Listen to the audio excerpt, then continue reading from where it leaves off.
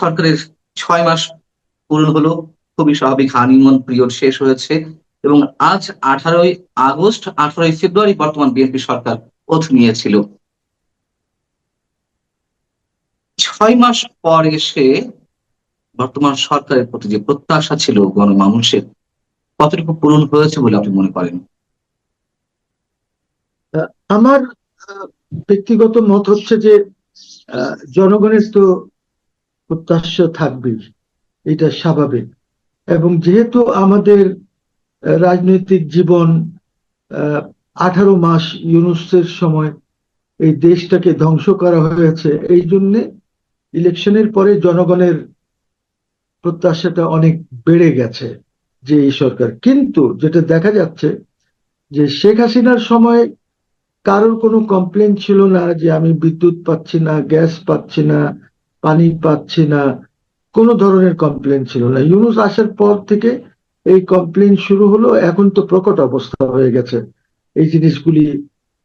মানে আমরা তো তাও ঢাকায় কিছু পাওয়ার পাচ্ছি, ইলেকট্রিসিটি পাচ্ছি, বাইরে তো এই জিনিসগুলি আহ, একদমই পাওয়া যাচ্ছে না।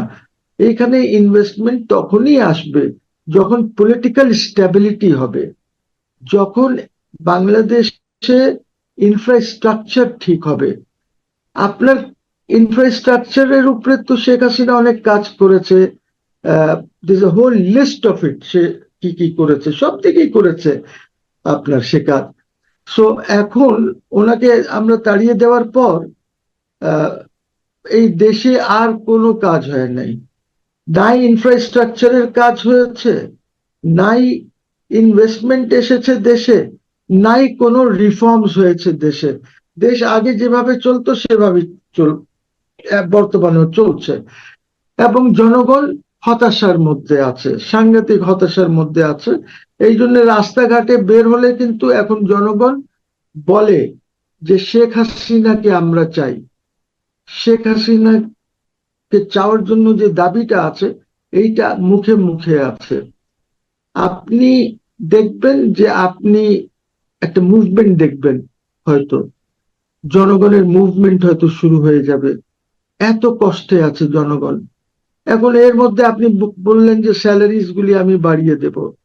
আপনি স্যালারিজ গুলি বাড়ান, আমার কোনো আপত্তি নাই, বা জনগণ বা যারা চাকরি করেন ওনাদেরও কোনো আপত্তি নাই। কিন্তু স্যালারি বাড়ানো ইজ নট ভেরি ইম্পর্টেন্ট। ওর সাথে কিন্তু আপনাকে আপনার বাজেটারি সিচুয়েশন, ফাইন্যান্সিয়াল সিচুয়েশন, আর্থিক সিচুয়েশন কি আছে দেশের, সেটাও দেখতে হবে।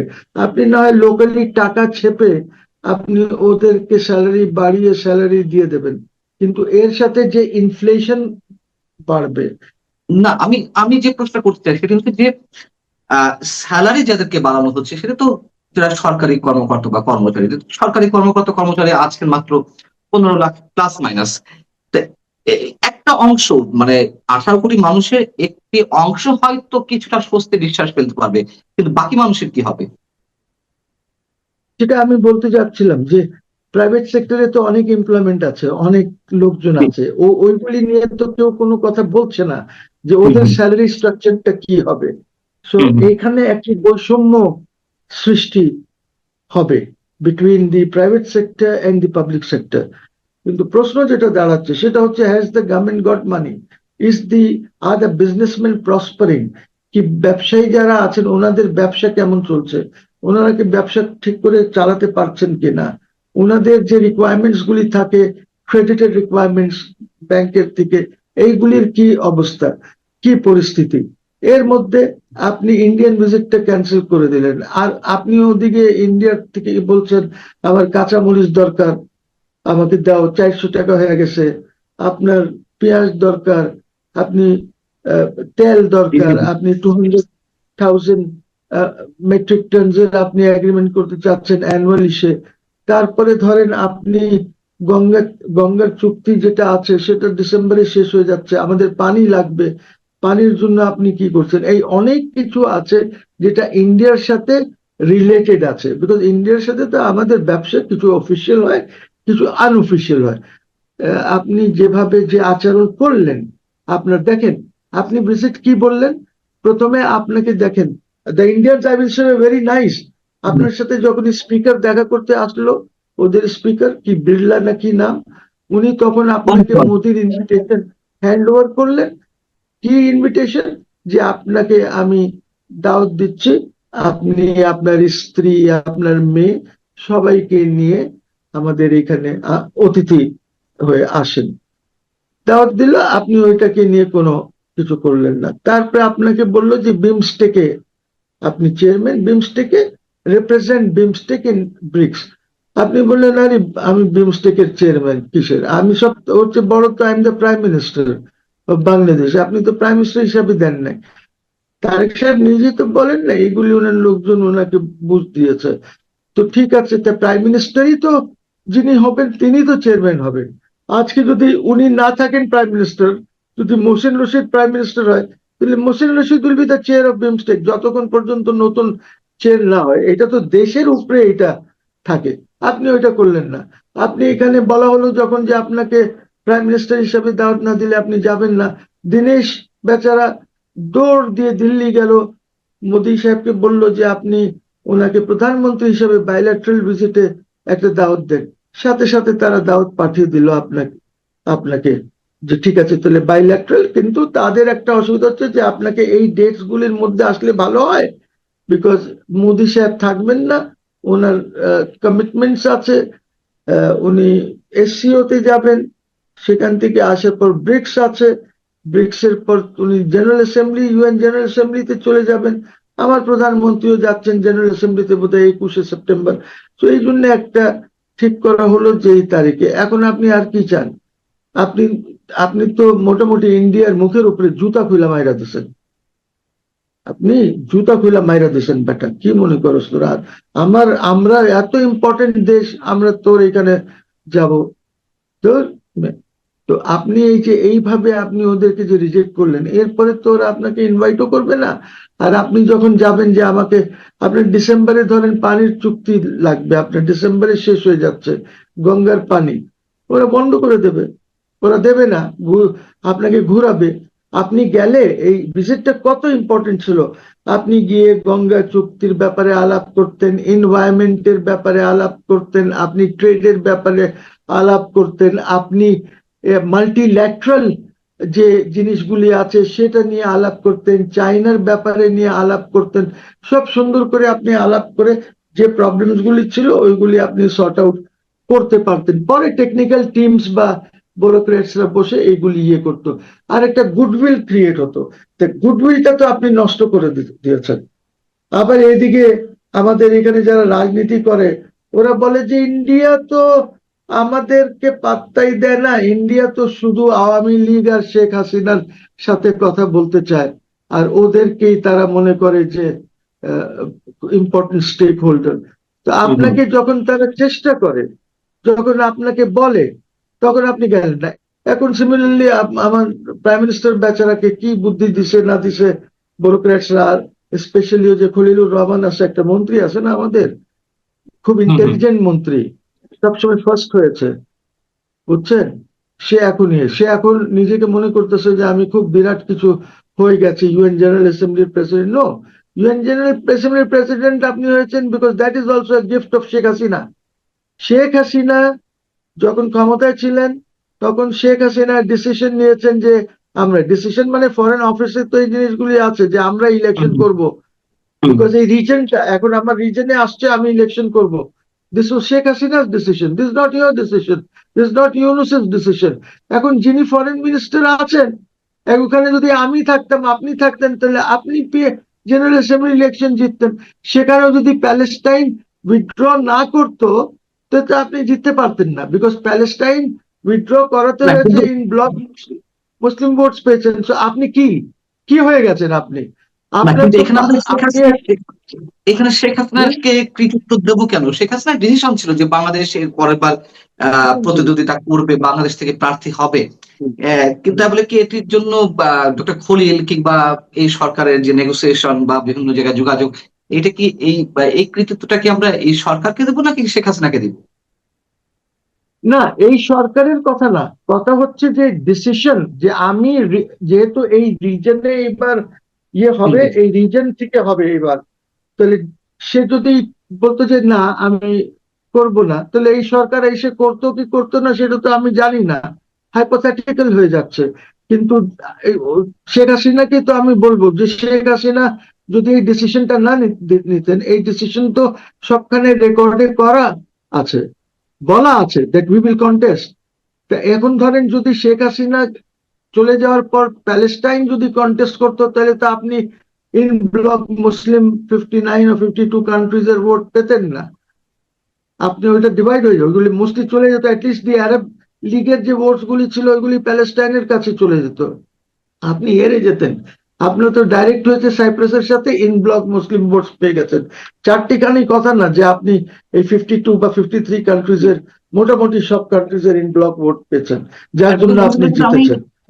ভারত তো আসবো, তার আগে আপনি বলছিলেন যে আহ, শেখ হাসিনার সরকারের সময় যা হয়েছিল ইনফ্রাস্ট্রাকচারাল ডেভেলপমেন্ট বা যতটুকু যা উন্নয়ন হয়েছিল শেখ হাসিনার সরকারের সময় হয়েছে, তারপরে ডক্টর ইউনূসও কিছু করতে পারেনি, এই সরকারও কিছু করতে পারেনি।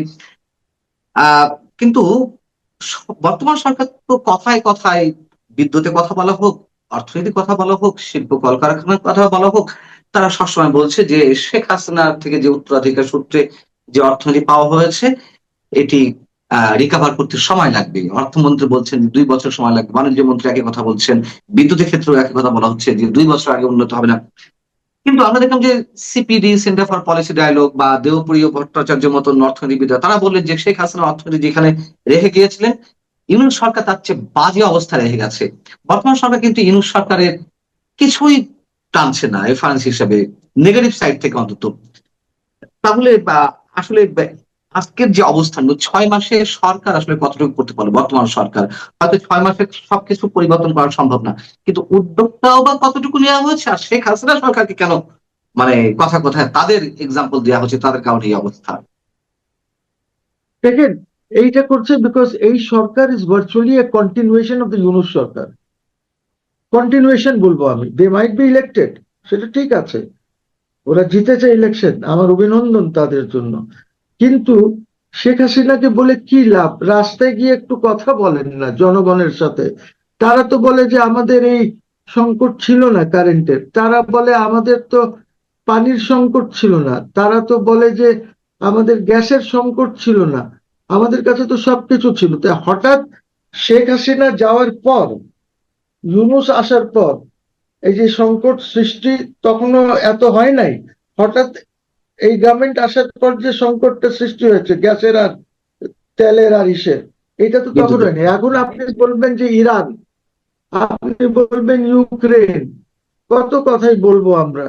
তো এইগুলি তো আপনি যদি ভালোভাবে আপনার ফরেন অ্যাফেয়ার্স চালান, তাহলে আপনার কাছে এত মজুদ আছে, এই ডিজেল টিজেল বা পেট্রোকেমিক্যালস চায়নার কাছে, আপনি তো চায়নার থেকে কিছু নিতে পারতেন, আপনি তো ওদিকে যান নাই, because you don't have a policy. Number two, আপনি ইরানকে তো আপনি ইরানের বিরুদ্ধে স্টেটমেন্ট দিয়েছেন, আপনি যে ইরান আপনাকে হেল্প করবে, আপনি তো ইরানের বিরুদ্ধে স্টেটমেন্ট দিয়েছেন। You supported the American cause শুরুর দিকে। তো আপনি যে এইগুলি করলেন, who was your adviser, who was advising you? আপনি বলে দিলেন that Sheikh Hasina is irrelevant. এখন তো দেখা যাচ্ছে যে Sheikh Hasina is the most relevant person in this country now. এবং এবং খালি এই দেশে না, internationally she has become very relevant. আন্তর্জাতিক ভাবে সে রেলিভেন্ট হয়ে গেছে, যেখানে আপনার পৃথিবীর মিডিয়া, মেইন মিডিয়া যেগুলি, বড় বড় মিডিয়া, সবাই আগ্রহের সাথে অপেক্ষা করেছিল শেখ হাসিনার ওই প্রেস কনফারেন্সটার জন্য। বুঝি, তো এইসব কথা বলে লাভ নেই, আর শেখ হাসিনাকে কিছু বলে লাভ নেই, আপনি করতে পারছেন না।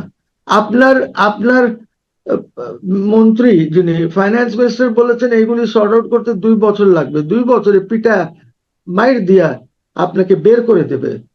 আপনি আছেন কোথায়? এইগুলি তো আর্জেন্টলি কিছু করতে হবে আপনাকে। পাওয়ার সেক্টরে কেন এসব? আপনি কি আদানির এখানে যে প্রবলেম আছে, solve that problem, so that ওইটা আমাদের যেন গ্রিডে আসে। আপনার এখন নিউক্লিয়ারটাও, এটা তো শেখ হাসিনা ঠিকঠাক করে গিয়েছে, যদিও নিউক্লিয়ার পাকিস্তান সময় শুরু হয়েছিল, তারপরে হয় নাই, এখানে পলিটিক্যাল ইসের জন্য, এডুকেশনের জন্য। বাট এরপরে তো শেখ হাসিনার গভর্নমেন্টই এইগুলি রাশিয়ার সাথে বসে ঠিকঠাক করেছে। It is now ready. আপনি নেন গ্রিডে, আপনি সবাই আঙ্গুল করবেন আর বলবেন আমাকে, আপনি বলবেন শেখ হাসিনা কারাপশন করেছে, একজনকে দিয়ে সামিটকে দিয়েছে, সামিট যদি কাজ করছিল, what is the problem? Why are you against summit? আপনি সামিটকে এসে বলেন, take help from summit, help নেন।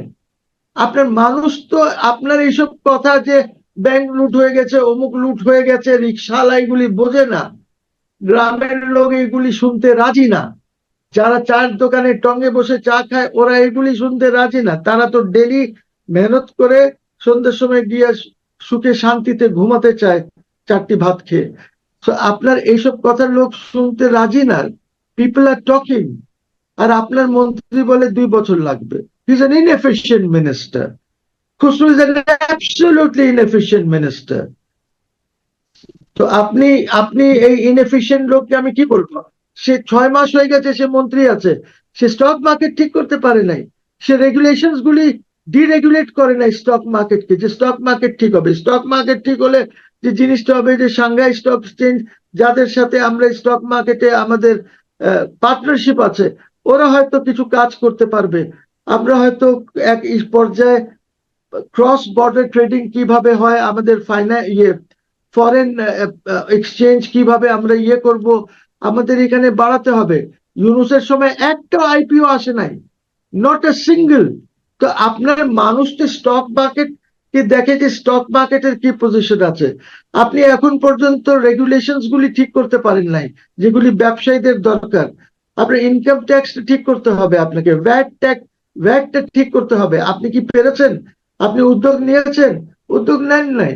আপনি যদি খালি প্রোটোকল নিয়ে ঘুরতে থাকেন আর এদিক ওদিক বক্তৃতা দিতে থাকেন, তাহলে তো দেশ এগোবে না, দেশ উইল নট প্রসপার। খুব আমি গভীর সংকট আছে। আমি একটু স্পেসিফিক্যালি যদি জিজ্ঞেস করি আপনার কাছে, আপনার আপনি এতক্ষণ যে কথাগুলো বললেন তার মধ্যে বিচার ব্যবস্থা প্রসঙ্গ এসেছে, অর্থনীতি প্রসঙ্গ এসেছে, কূটনীতি বিষয় এসেছে, রাজনীতি প্রসঙ্গে এসেছে, আইন শৃঙ্খলা রক্ষা সংক্রান্ত বিষয় সম্ভবত আসেনি। যাই হোক, আমি এই সবকটা মিলিয়ে যদি আপনার কাছে জিজ্ঞাসা করি যে বিচার ব্যবস্থা, আইন শৃঙ্খলা জনিত অবস্থা, অর্থনীতি, বাণিজ্য বা কিংবা কূটনীতি, রাজনীতি, এই সব জায়গা থেকে মানে আসলে বিএনপির এই 6 মাসের অর্জনটা কি? মানে বিএনপির মাধ্যমে আমাদের অর্জনটা কি? মানে কোনো প্লাস কিছু বিএনপির, পাওয়া যাচ্ছে কিনা? আমি এক একটা করে বলি। ল জি। এন্ড অর্ডারে তো প্রত্যেকদিন অবনতি হচ্ছে, ওইখানে আমি ওনাকে কি হুম, হুম। অর্জন দেব? আজকেও মব সৃষ্টি হচ্ছে, আজকেও মব সৃষ্টি হচ্ছে। আজকেও আপনি বঙ্গবন্ধু শেখ মুজিবুর রহমান এর বাসায় যে ফুল দিতে যায়, আপনি মব সৃষ্টি হয়, ওখানে শত শত পুলিশ দাঁড়ায় থাকে, কেউ ইন্টারভিউ হুম, করে না। কি বঙ্গবন্ধুর নামটা কি ব্যান হয়ে গেছে? বা বঙ্গবন্ধুর প্রপার্টিটা কি আপনার প্রপার্টি হয়ে গেছে, সরকারি প্রপার্টি হয়ে গেছে? ওটা তো একটা ট্রাস্টের প্রপার্টি। ওইখানে যদি কেউ ফুল দিতে চায়, জি। আপনি কেন বাধা দেবেন? আপনি জয় বাংলা বলার জন্য আপনি কেন কাউকে জয় বাংলা না? আপনার বাবাও তো জয় বাংলা স্লোগান দিয়েছেন যখন উনি সেক্টর কমান্ডার ছিলেন, because Joy Bangla was our war slogan. জয় বাংলা বললে হুম, মানুষের মধ্যে একটা ভয় আসতো, যারা আপনার বিরুদ্ধে ছিল বা যারা আমাদের দুশ্মন ছিল। সো আপনি এখন জয় বাংলা বললে আপনি অ্যারেস্ট করে নিয়ে যাচ্ছেন, পুলিশ কোনো কথাই বলে না। সো এইটা গেল ল এন্ড অর্ডার। এখন আপনি আসেন ব্যবসায়ীদের, ব্যবসায়ীদের অনেক কমপ্লেন্টস আছে। আপনি ব্যবসায়ীদের সাথে বসে আপনি কি ওই কমপ্লেন্টস গুলি কি আপনি রিজলভ করতে পেরেছেন? আপনি ওদের অনেক আছে, শোনেন না একটু ওদের কথা, বসেন না। আপনি বসেন, আপনার অর্থমন্ত্রী কি, আপনি অর্ডার দেবেন অর্থমন্ত্রীকে। আপনার ইনফ্রাস্ট্রাকচারে কি প্রবলেম আছে? খালি এই কথা বললে হবে যে হাসিনা লুট করে নিয়ে গেছে, হাসিনার সময় অনেক কারাপশন হয়েছে, হাসিনা যে এক্সপ্রেসওয়ে বা পদ্মা ব্রিজ বা যে কোনো কাজই করেছে, এরকম 4টা করতে পারতাম, 10টা করতে পারতাম, করে দেখান, একটা করে দেখান। একটা করেন না, চেষ্টা করেন প্লিজ। আপনাকে তো আপনার, আপনি তো মনে করছেন যে চায়না আপনাকে করে দেবে। চায়না আপনাকে কিছু করে দেবে না, বিকজ ট্রাস্ট ডেফিসিট আছে, আপনার উপরে ট্রাস্ট ডেফিসিট। আপনি আমেরিকার পিছে দৌড়াচ্ছেন, China does not trust you, India does not trust you.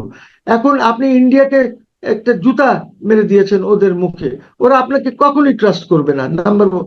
Number 2, bricks কনফারেন্সে আপনি গেলেন না। আপনি গেলে অ্যাটলিস্ট এখানে আপনি দেখতেন যে কি হচ্ছে, আপনার ইমেজটা বাড়তো। আপনি সেখানে সাইড লাইনসে বড় বড় নেতাদের সাথে কথা বলতে পারতেন। রাশা, আপনি ওর সাথে যদি কথা হতো, আপনি তেল নিয়ে কথা বলতে পারতেন।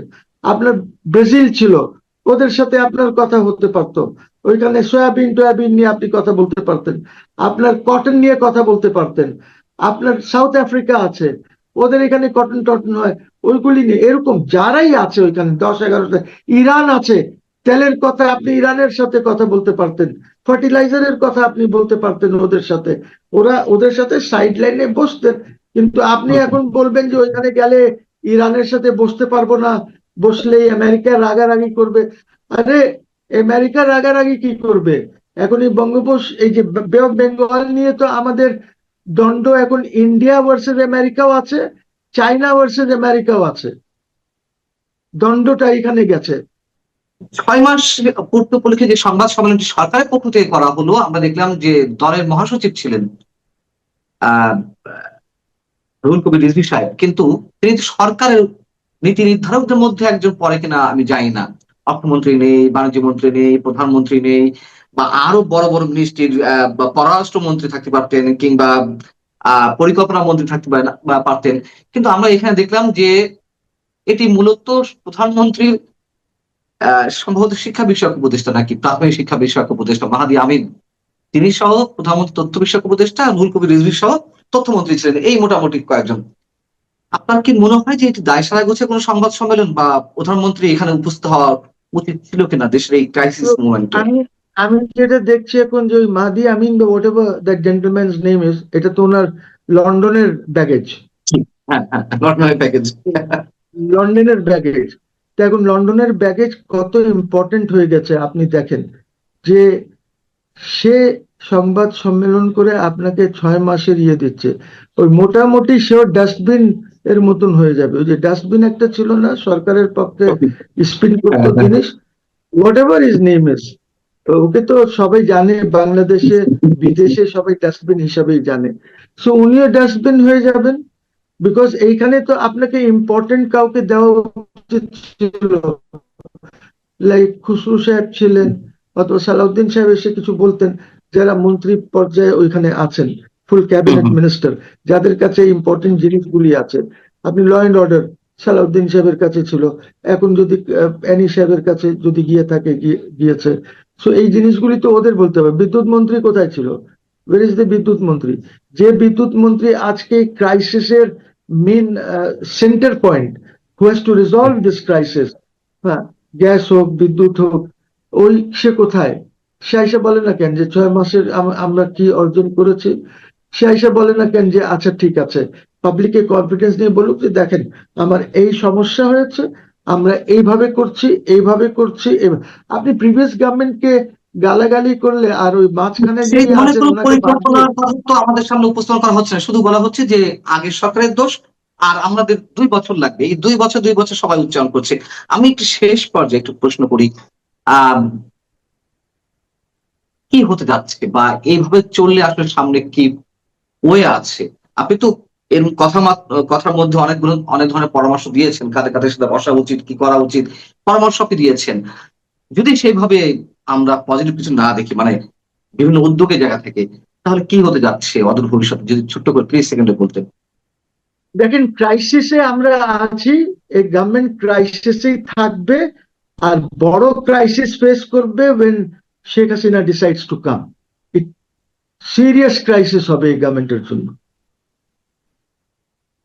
একদম, I am telling you, they will be swept away. এই হচ্ছে অবস্থা।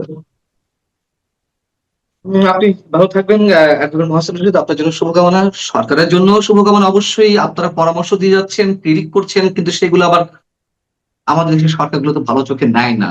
মানে ভালো কিছু বলার জন্য সমালোচনা যখন আসে, সরকার আমাদেরকে শত্রু বানিয়ে দেয়।